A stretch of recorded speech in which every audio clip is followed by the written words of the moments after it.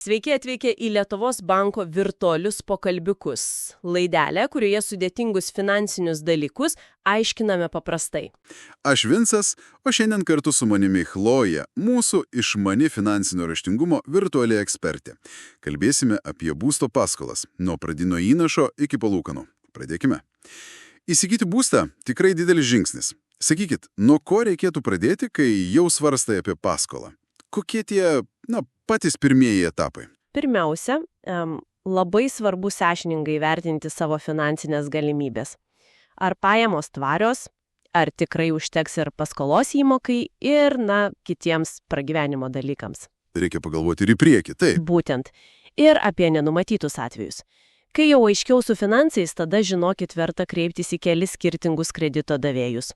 Tiesiog preliminariai konsultacijai. Pasikalbėti, apsižiūrėti. Taip.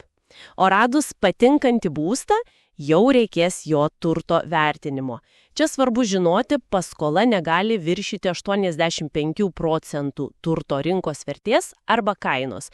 Imama mažesnioji suma.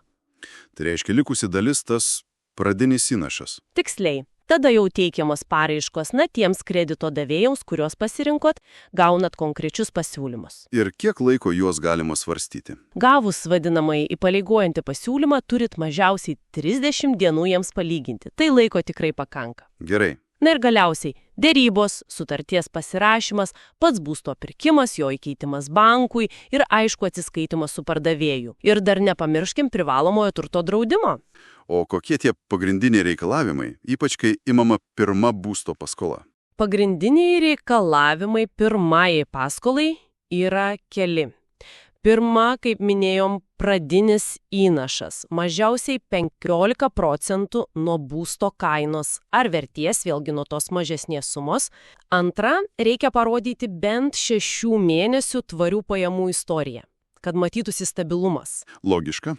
Trečia, visi finansiniai įsipareigojimai, įskaitant ir būsimą paskandos įmoką, negali viršyti 40% gaunamų mėnesio pajamų. Vadinasi, reikia atsakingai įsivertinti bendrą skolių naštą. Būtent.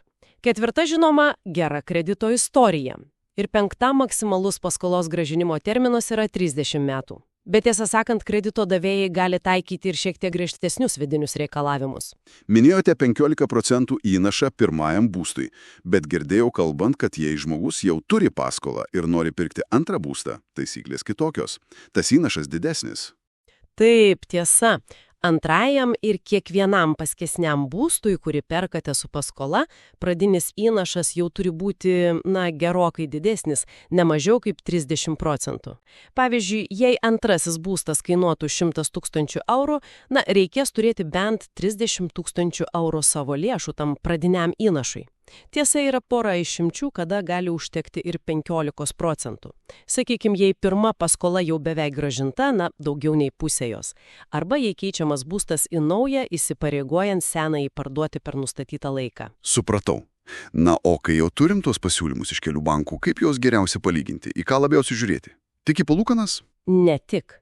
Gavus tuos įpareigojančius pasiūlymus ir turint tas 30 dienų, reikia tikrai atidžiai panagrinėti. Labai svarbu lyginti ne vien palūkanų normą, bet ir bendrą kredito kainos metinę normą – BKKMN. BKKMN.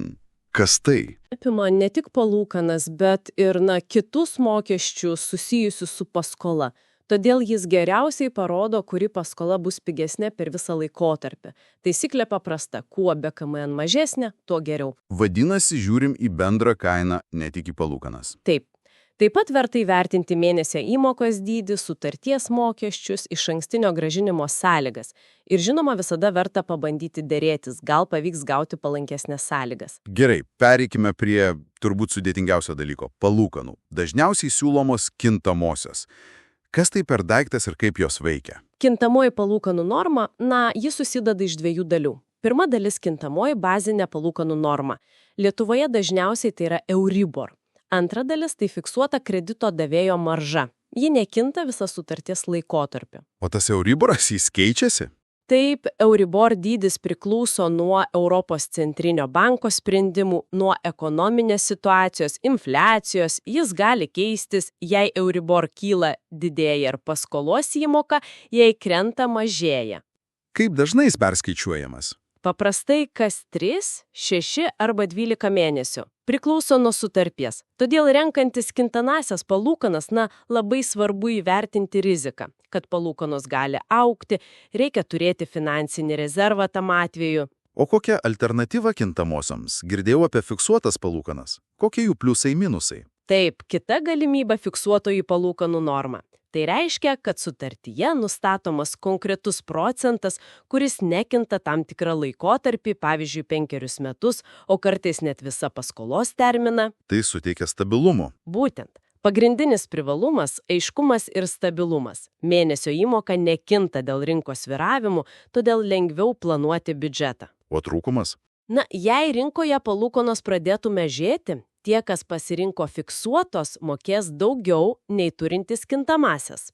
Ir paprastai fiksuotos palūkanos sutarties pasirašymo metu būna šiek tiek aukštesnės nei kintamosios. Dar vienas svarbus pasirinkimas, kaip grąžinti paskolą. Girdėjau, yra linijinis būdas ir anuitetas. Kuo jie skiriasi? Taip, tai 2 pagrindiniai metodai. Renkantis anuitetą, kiekvieną mėnesį mokama vienoda bendra įmoka, bet jos viduje proporcijos keičiasi.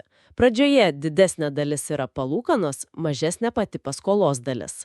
Laikui bėgant, palūkanų dalis mažėja, o paskolos dalis didėja. Renkantis linijinį metodą, kiekvieną mėnesį grąžinama vienoda paskolos dalis, o palūkanos skaičiuojamos nuo likusios negrąžintos sumos. Dėl to bendra mėnesio įmoka palaipsniui mažėja. Tai kuriuo atveju sumokama mažiau palūkanų? Linijiniu būdu per visą laikotarpį sumokama mažiau palūkanų. Bet, kaip sakiau, pradinės įmokos būna didesnės nei pasirinkus anuitetą, todėl anuitetas kartais patrauklesnis tiems, kam pradžioje svarbesnės mažesnės įmokos. O ką dar svarbu žinoti prieš dedant parašą ant būsto paskolos sutarties? Yra vienas labai svarbus dalykas – teisė apsigalvoti. Nuo sutarties pasirašymo dienos yra 14 kalendorinių dienų, per kurias galima sutarties atsisakyti, be jokių papildomų mokesčių. Tiesiog reikia grąžinti gautą paskolos sumą ir iki tol susikaupusias palūkanas. Taip pat priminsiu, kad tas privalomas turto draudimas. Draudimo įmonę galima rinktis laisvai, nebūtinai ta, kurią siūlo bankas. Galima ieškoti geresnių sąlygų. Bet jis gali pasiūlyti geresnės paskolos sąlygas, tarkim, mažesnę maržą, jei savanoriškai naudojatės kitomis paslaugomis. Pavyzdžiui, pervedat atlyginimą į sąskaitą tame pačiame banke. Vadinasi, derybų klausimas. Iš esmės taip. Svarbiausia labai atidžiai perskaityti visą sutartį ir visus priedus prieš pasirašant. Ačiū už šios išsamius paaiškinimus. Manau, aptarėme tikrai svarbiausius būsto paskolos aspektus. Pabaigai, gal tik priminimas, kad sprendimas dėl būsto paskolos – tai ilgalaikis finansinis įsipareigojimas.